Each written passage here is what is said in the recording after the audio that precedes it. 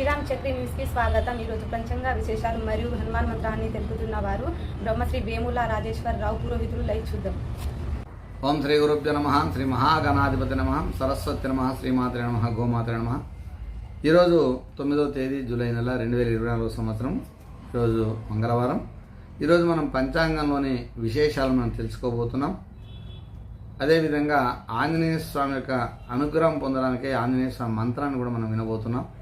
ఈరోజు అంతా సమస్తమైన శుభాలు జరగాలని కోరుకుంటూ ఈరోజు పంచాంగ విశేషాల్లో భాగంగా స్వస్తిశ్రీ క్రోధినామ సంవత్సరం, ఉత్తరాయణం, గ్రీష్మ ఋతువు, ఆషాఢ మాసంలో ఈరోజు మనకు శుక్లపక్షంలో చవితి తిథి ప్రారంభమవుతుంది.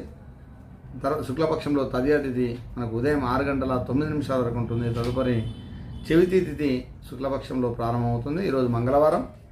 ఈరోజు ఉన్నటువంటి నక్షత్రము ఆశ్లేష నక్షత్రము ఉదయం 7:52 వరకు ఉంటుంది. తర్వాత మఖా నక్షత్రం ప్రారంభమవుతుంది. ఈరోజు రాహుకాలం సాయంత్రం 3 గంటల నుంచి సాయంత్రం 4:30 వరకు ఉంటుంది. ఈరోజు ఉన్నటువంటి యమగండం ఉదయం 9 గంటల నుంచి 10:30 వరకు ఉంటుంది. ఈరోజు వర్జము ఉదయం 9:04 నుంచి 10:49 వరకు ఉంటుంది. ఈరోజు దుర్ముహూర్తం ఉదయం మనకు వచ్చేసి 8:24 ప్రారంభమై ఉదయం 9:12 పూర్తవుతుంది. మళ్ళీ మనకు ఈ యొక్క దుర్ముహూర్తం రాత్రి 10:45 ప్రారంభమై 11:36 వరకు కూడా ఉంటుంది.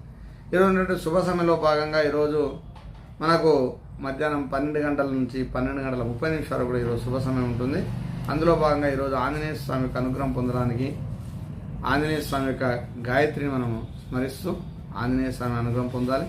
శ్రీరామ జయరామ జయ జయరామ అని మనం నామస్మరణ చేస్తూ ఆ భగవంతుని యొక్క కృపా కటాక్షర పాత్రలు కావాల్సిందిగా మనవి చేస్తూ ఓం ఆంజనేయాయ విద్మహే వాయుపుత్రాయ ధీమహి తన్నో హనుమత్ ప్రచోదయాత్. ఇది ఆంజనేయ స్వామి యొక్క గాయత్రి మంత్రం.